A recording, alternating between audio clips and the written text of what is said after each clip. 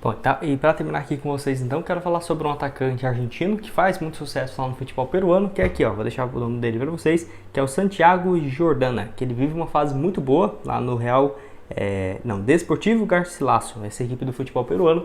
Vou deixar aqui, ó, 28 jogos, 22 gols e 2 assistências. Ele pode jogar tanto de ponta esquerda quanto de ponta direita e também centralizado. Ele joga em todas as funções do ataque, e o portal aí, então, Promessas da América do Sul, lá no Twitter, trouxe esse jogador, então, que eu acho que, sinceramente, se chegasse para algum time no futebol brasileiro, poderia sim ser uma alternativa. É óbvio que, apesar dele ter esses números sensacionais, é uma aposta, até porque antes disso ele teve pouca experiência, por exemplo, jogando em um time com grande torcida, ou, por exemplo, numa primeira divisão de um campeonato nacional. Nesse ano lá, realmente com números sensacionais. Ano passado jogou uma equipe da segunda divisão do futebol equatoriano, foi bem. Ele jogou por uma equipe chamada Musqui Runa, não sei se é essa a pronúncia, enfim, 43 jogos, 15 gols e 5 assistências. Anteriormente também passou por alguns times do futebol argentino, mas times menores, sabe, como por exemplo Belgrano, Alvarado, Chacarita Juniors, enfim, por essas equipes teve alguns bons momentos em 2017, 2019, quando surgiu ali também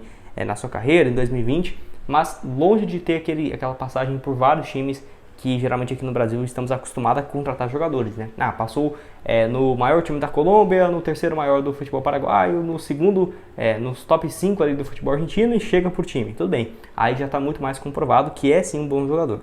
Agora você traz um jogador de 28 anos e que não teve essa outra experiência, só que vive um bom momento, não tem como não dizer que é uma aposta, né?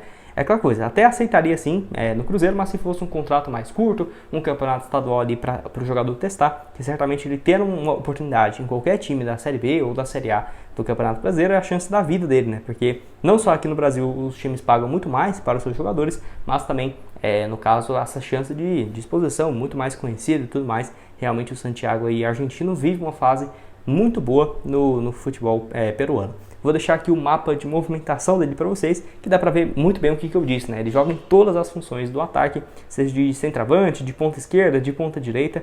Nota média dele lá no SofaScore 7.36, dá para ver aqui que ele joga em todas essas funções.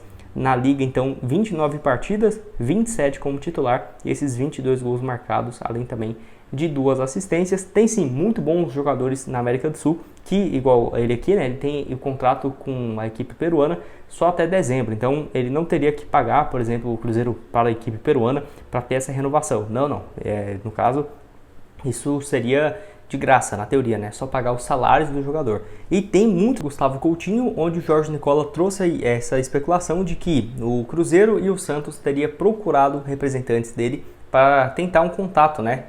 Para saber um pouco mais de informações do jogador. O Jorge Nicola, em contato com os empresários, afirmou que até agora não teve nada de proposta oficial, tá? Porém, contato com certeza pode sim ter acontecido, não para esse ano, até porque a janela já está fechada desde o mês de julho, mas para o ano que vem, né? Porque aí sim poderia ser uma alternativa.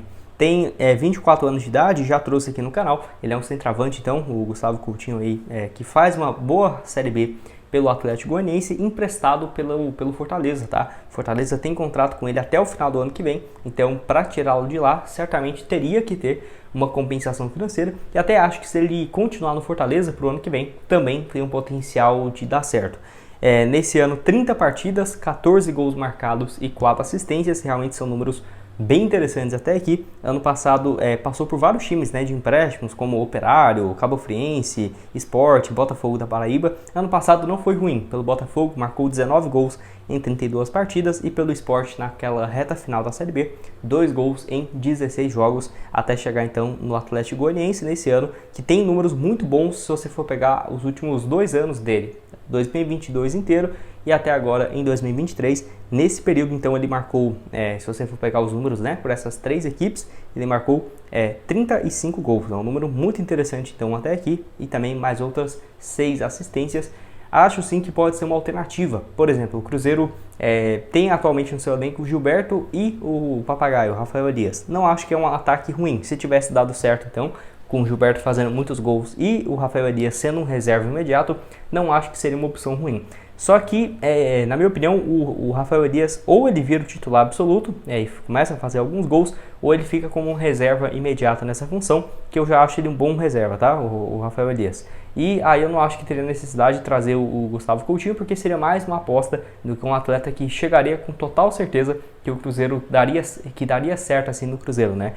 Na minha opinião, o Cruzeiro deveria buscar, se for para trazer um centroavante, algumas alternativas do futebol sul-americano ou aqui no Brasil mesmo, que vai ter um ou outro jogador que vai deixar alguma equipe e tudo mais, porque essa função de centroavante mesmo não tem muitas alternativas no elenco, não tem muitas alternativas que estão voando na Série A, não, é muito diferente disso. Acaba que no futebol hoje em dia meio que não existe mais, né, aquele centroavante moderno para fazer gol, aquele atacante raiz mesmo ali, né, para dominar a bola, fazer a parede, finalizar, fazer muitos gols. Tá cada vez sendo mais raro, não de se encontrar, tem alguns sim, só que para tirar esse jogador desse clube, então, é quase que inegociável. Então, essa situação do Cruzeiro com centroavante, bem delicada até aqui. Torço para que pelo menos um dos dois atualmente do Cruzeiro tem uma boa reta final da Série A, ou o Gilberto, ou, por exemplo, o Rafael Elias, porque pelo menos para o ano que vem o Cruzeiro já começa sabendo que vai ter um centroavante, e aí, o Gilberto não conseguiu ir bem, aí rescinde o seu contrato, vai para uma outra equipe e fica com o Rafael Elias, que esperam, né?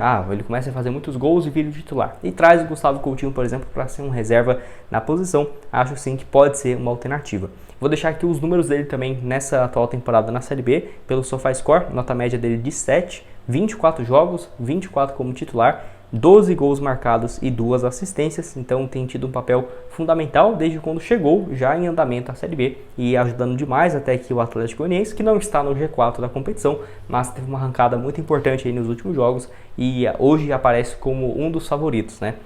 Vale lembrar também que ele teve um problema físico, que primeiramente pareceu preocupar a diretoria, até o Atlético Goianiense soltou uma nota oficial aqui, né, falando sobre o jogador, que fez exames na última segunda-feira e teve uma lesão muscular na panturrilha esquerda, algo mais leve do que a suspeita inicial. Quem sabe não vai perder só uns 2 jogos, um jogo mesmo, nada de que tem risco de ficar fora da Série B, não, nada nesse sentido. E, enfim, se ele continuar.